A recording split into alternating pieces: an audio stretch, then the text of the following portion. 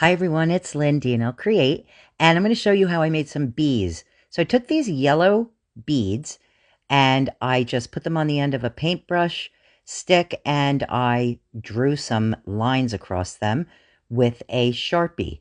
Once I had the first line on there, I did go back in and I just made them a little bit darker and a little bit thicker. Now, these beads were already yellow. And I just took them off of a Dollar Tree garland. I think it was an Easter garland that was all different color beads. But if you don't have yellow ones, then go ahead and paint some wood ones. But I did this to 6 of them. For the wings, I used little oval wood pieces. I did get these off of Amazon, and I painted them black. And I did the front, the back, and the sides, and I did only give these one coat. Next, I took some wood kebab skewers and I just dipped the pointy end into some black paint. And then I just kind of rolled the excess off. And when those were completely dry, I started to assemble my bees. So I just put a dab of glue at the bottom towards the point, and I put the yellow bead on, and then I put a little more glue, and I put a black bead. These black beads, I can't remember where I got them, but again, they were already black. But if you don't have black beads, then you can paint some wood ones, just like the yellow ones. Once I got the bodies on, then I attached the wings, and I just put a little dab of glue on those little wood pieces, and I glued them on an angle toward each other, and look at how stinking cute these bees turned out. They are so cute. So then obviously I just continued to do that on the rest of them. And then I just took some wire cutters and I just snipped off the rest of the skewer. And I will save those and use those for something else. And then I just touched up that little spot where I cut the skewer off.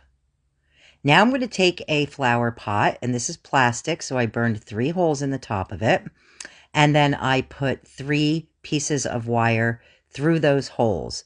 Once I got all 3 pieces in, I just gathered them at the top and I tied them into a knot and pulled the rest of the wire tightly.